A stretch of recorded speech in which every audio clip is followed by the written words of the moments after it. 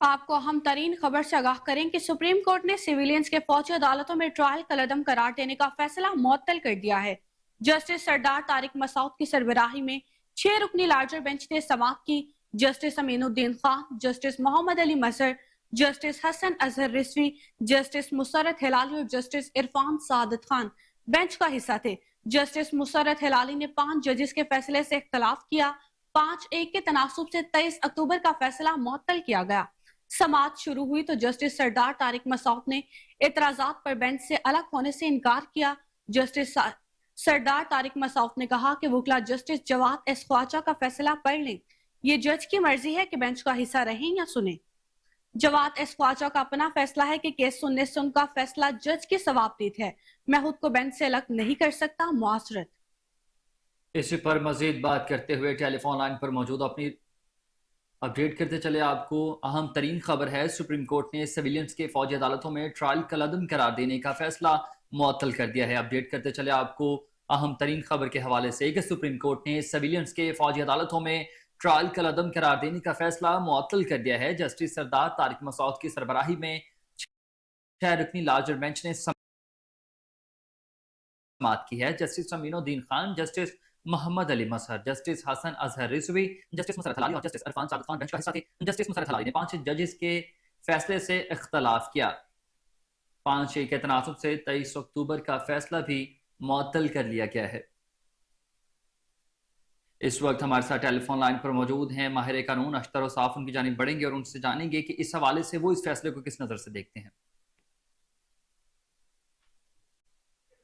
जी, बताइएगा, ये जो फैसला हुआ है सुप्रीम कोर्ट की जानिब से, आपके नजदीक इस बारे में क्या कहेंगे? आप इस फैसले को कैसे देखें?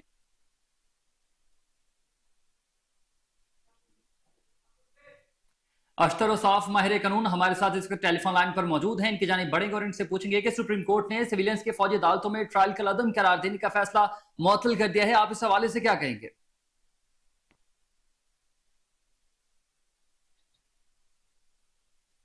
अपडेट करते चले आपको अहम तरीन खबर से। सुप्रीम कोर्ट ने सिविलियंस के फौजी अदालतों में ट्रायल कलअदम करार देने का फैसला मुअत्तल कर दिया है। जस्टिस सरदार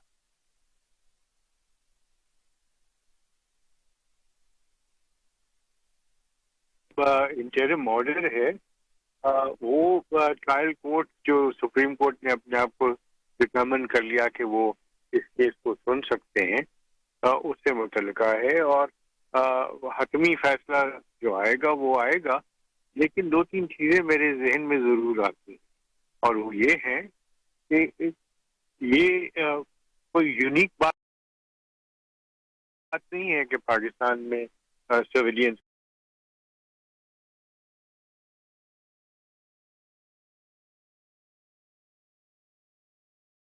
का ट्रायल मिलिट्री कोर्ट्स में किया जाना का मकसूद था, क्योंकि ये मामला जो थे मुल्क की सालमियत सिक्योरिटी से थे। और दुनिया के कमोबेश 30-32 मुल्क ऐसे हैं जहाँ पे मिलिट्री तंसीबात है, उसकी तंसीबात, नेवल तंसीबात के ऊपर जब कोई हमला किया जाए तो वो मिलिट्री कोर्ट के पास आता है। तो वजह ये है कि सिविलियन जो है वो कोई उनको कोई इम्यूनिटी हासिल नहीं है, कोई उनको लाइसेंस हासिल नहीं है कि वो तो मुल्क की सालमियत के खिलाफ काम करें और उनका ट्रायल जो है वो ऑर्डनरी तरीके से हो। और अगर फौजी कोई करे तो उसका ट्रायल जो है वो मिलिट्री कोर्ट में हो। तो ये सारी बातें जाहिर है चलेंगी आगे। एक और जो चीज मेरे ध्यान में आती है वो ये है कि इस केस को हाई कोर्ट में क्यों नहीं चलाया गया, और जिन लोगों ने इस केस के बारे में जो एतराजात दायर किए, उनमें से तो एक भी फौजी अदालत में ट्राई नहीं हो रहा था।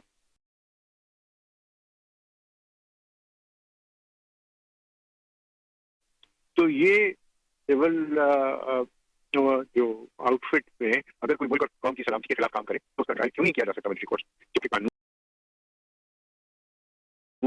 उसके ऊपर वाजे है।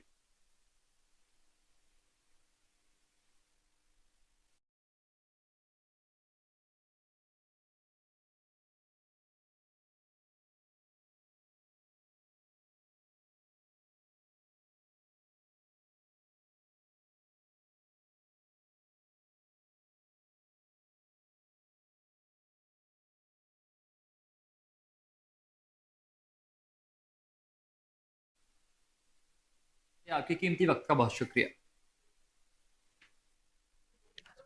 आपको हम तरीन खबर से आगाह कर रहे हैं कि सुप्रीम कोर्ट ने सिविलियंस की फौजी अदालतों में ट्रायल का रद्द करार देने का फैसला मुअत्तल कर दिया है। जस्टिस सरदार तारिक मसूद की सरबराही में 6 रुकनी लार्ज बेंच ने समाअत की है। Justice Aminuddin Khan, justice Mohammad Ali Mazhar, justice Hasan Nazar Rizvi, justice Musarrat Hilali और जस्टिस इरफान सादिक खान बेंच का हिस्सा थे, जबकि जस्टिस मुसरत हलाली ने 5 जजेस के फैसले से इख्तिलाफ किया है। 5 के तनाजुर से 23 अक्टूबर को यह फैसला मुअत्तल किया गया। समाअत शुरू हुई तो जस्टिस सरदार तारिक मसूद ने एतराजात पर बेंच से अलग होने से इनकार किया। जस्टिस सरदार तारिक मसूद ने कहा कि बुकला जस्टिस जवाद एस पाजा का फैसला पढ़ लें, ये जज की मर्जी है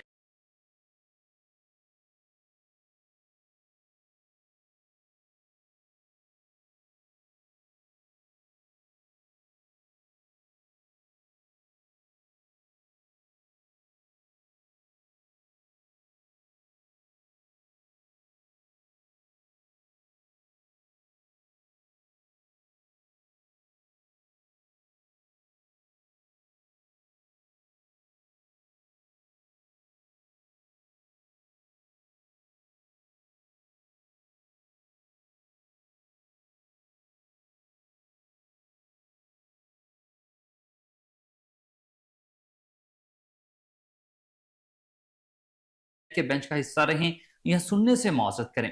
जवाद एसपाजा का अपना फैसला है कि केस सुनने से उनका ये फैसला जज की समाप्ति है। मैं खुद को बेंच से अलग नहीं करता। अपडेट करते चले आपको इस अहम तरीन खबर के हवाले से कि सुप्रीम कोर्ट ने सिविलियंस के फौजी अदालतों में ट्रायल का रद्द करार देने का फैसला मुअत्तल कर दिया है।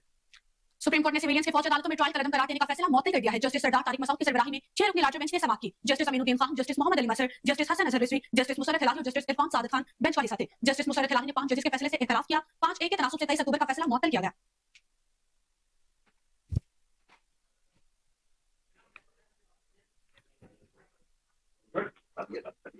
इस वक्त हमारे साथ टेलीफोन लाइन पर मौजूद हैं माहिर कानून हुसैन मुफ्ती साहब की जानिब बढ़ेंगे और इनसे पूछेंगे कि सुप्रीम कोर्ट ने सिविलियंस के फौजी अदालतों में ट्रायल का रद्द करार देने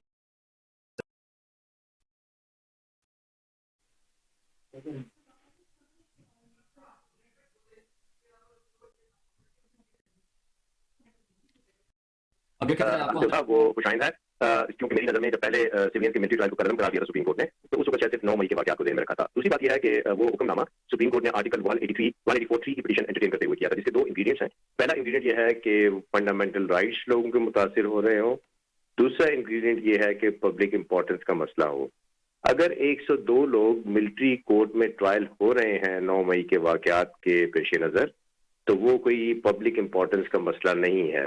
दूसरी रह की बात फंडामेंटल राइट्स के मुतासर होने की, तो फंडामेंटल राइट्स किसी सूरत में मुतासर होते नजर नहीं आ रहे। उसकी 2 वजूहात हैं। पहली वजह यह है कि जो सिविलियंस के मिलिट्री ट्रायल हैं वो आर्मी एक्ट 1952 के तहत उसमें प्रोसीजर या उसमें सारा तरीक़ाकार वज़ा किया गया है, और जो सिविल साइड पे हमारे क्रिमिनल्स के क्रिमिनल ट्रायल होते हैं उसके लिए ज़ाब्ता दिया गया है क्रिमिनल प्रोसीजर कोड में। तो दोनों लॉज में एक ही ज़ाब्ता दिया गया है, उसमें कोई अलिफ बे का फर्क ही नहीं है। तो इसलिए मेरी नज़र में किसी किस्म का फंडामेंटल राइट मुतासर नहीं हुआ किसी भी बंदे का। तीसरी बात यह है कि अगर फर्ज करें कि इस बात से मशकूक हो रहा है कोई कि मिलिट्री कोर्ट में स्पीडी ट्रायल है, तो मैं आपको बताता चलूं कि हम रोज कोर्ट्स में होते हैं। जो ट्रायल 10 साल के बाद मुकम्मल होता है उसमें जो अंडर ट्रायल प्रिजनर होता है उसकी रिगर्स भी होती हैं, उसकी मुश्किलात भी होती हैं, उसका पैसे भी खर्च होते हैं। तो अदरवाइज वो जितना अरसा वो ट्रायल कंटिन्यू रहता है वो उस सारे अरसे में एक डिस्ट्रेस में रहता है, परेशानी में रहता है। दूसरी बात यह है कि एक बंदे का ट्रायल जब 2 महीने में मुकम्मल हो जाता है तो उसका फंडामेंटल राइट है कि उसका स्पीडी ट्रायल हो। जबकि अगर फर्ज करें कि at the end of 10 long years वो बरी हो जाता है, तो वो उसके 10 साल कौन देगा उसको वापस। तो इसलिए किसी किस्म के फंडामेंटल राइट के मुतासर होने की बात बिल्कुल मफरूजे पे मबनी है, और सुप्रीम कोर्ट का फैसला बिल्कुल आइन और कानून के मुताबिक है।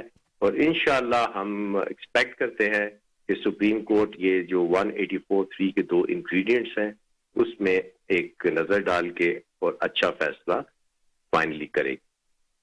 माहिर कानून हुसैन मुफ्ती साहब हमारे साथ टेलीफोन लाइन पर मौजूद थे। आपकी कीमती वक्त का बहुत शुक्रिया।